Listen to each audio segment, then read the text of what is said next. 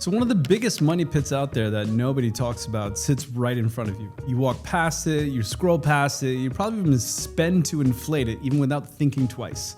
And it's been wired into human beings since the beginning of time. Now I'm talking about status, that endless pursuit of looking rich instead of actually getting rich. I'm Seth Moran and I worked in finance for 2 decades. And in this video, I'm gonna break down how status drains your wealth, the categories where you're probably bleeding money, and how you can flip that wasteful spending into actual investments that make you money. Because here's the truth, people in America spend more money trying to look wealthy than they do actually trying to build real wealth. And companies know this all too well. They're not selling you leather or fabric or steel. They're selling you buyable status. In this video, I'm gonna go through the 5 status traps that you can avoid that'll help put you on the path to financial freedom. Status trap 1, designer goods. Let's start with the obvious, right? Designer goods, LVMH, Louis Vuitton Mont Hennessy, the parent company of Louis Vuitton itself. Parent company of Dior, Tiffany, and Hennessy as well. They pulled in almost $45 billion of revenue in the first half of 2024. Their CEO, Bernard Arnault, has spent years trading spots with Elon Musk for the title of the world's richest man on earth. Why? Because people keep paying $5,000 to $10,000 for a bag that probably costs $500 to make. That LV monogram is not just leather, it's a billboard for your ego. And Americans, they're financing it with credit cards, whether it be buy now, pay later apps, and overdrafted checking accounts. Now here's the problem. A designer bag does not pay your rent. It doesn't help you compound into retirement.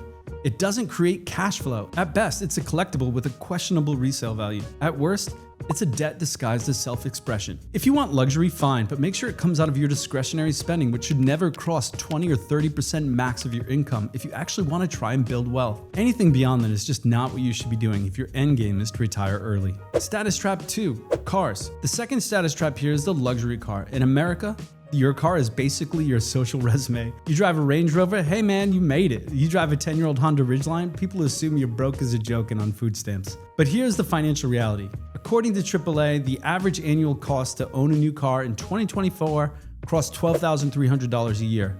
Now that's even up year on year from last year, but that's $1,025 a month when you add insurance, gas, and maintenance. And all that is even before you start talking about some of the luxury car brands. Car insurance alone was up 19% year over year in 2024. So if you're financing that BMW X5 at $1,200 a month, add another $300 for insurance. And then you're out $18,000 a year just for the privilege of sitting in traffic in leather seats. Now the math is simple. Right? If your car is more than 10% of your gross monthly income that you're spending on a monthly basis, you're buying ego, not smart, affordable transportation. Status trap 3, keeping up with the Joneses, right? The third way status robs you is through that socially motivated spending. I mean, Credit Karma found that 40% of millennials actually admit that they overspend to keep up with their friends. That means dinners, drinks, concerts, bottle service, or booking a table at the latest clubs, right?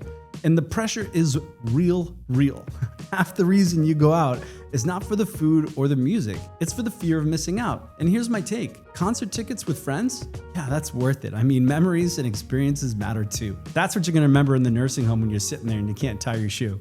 Bottle service? That is just not a memory, all right? That's burning $2,000 to impress strangers in a club who you won't even remember, and most likely they won't remember you. Now, if your friendships depend on you picking up tabs or blowing cash just to fit in, newsflash, man, these guys are not your friends. You need to reassess and see them for what they are, which is your financial liabilities, flat out. Status trap 4, first class flights.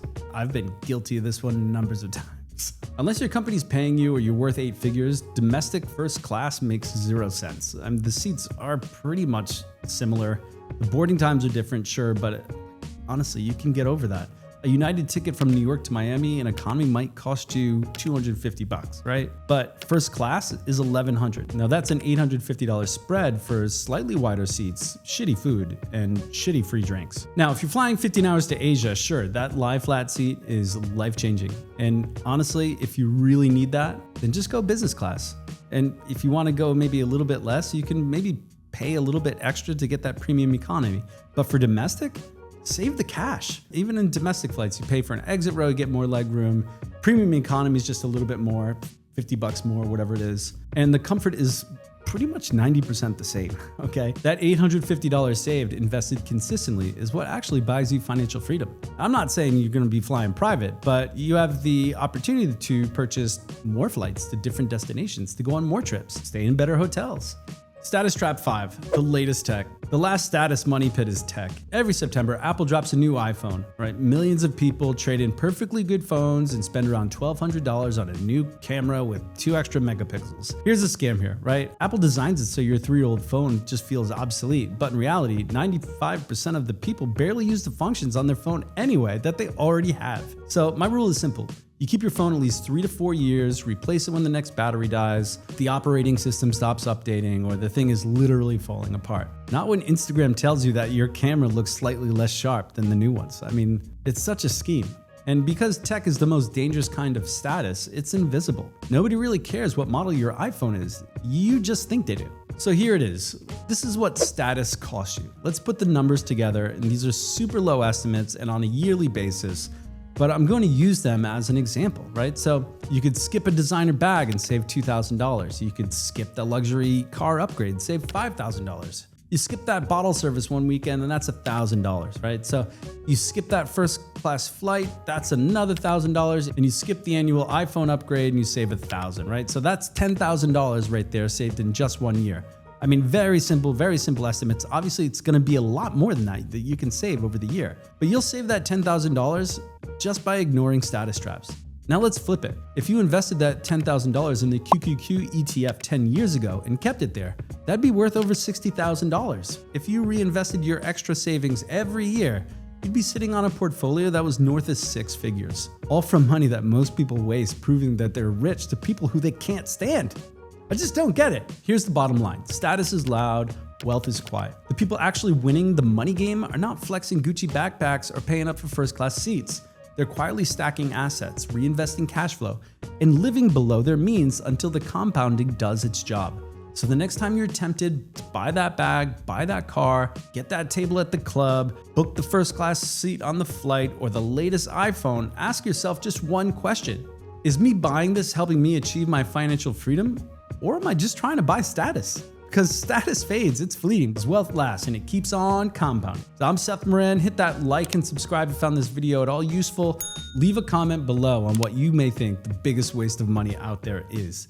I'm always interested to read your comments, and I'll reply to each one individually. So hit me up, let me know. And remember, kindness is the rent we pay on earth. So do something nice for someone. See you in the next one.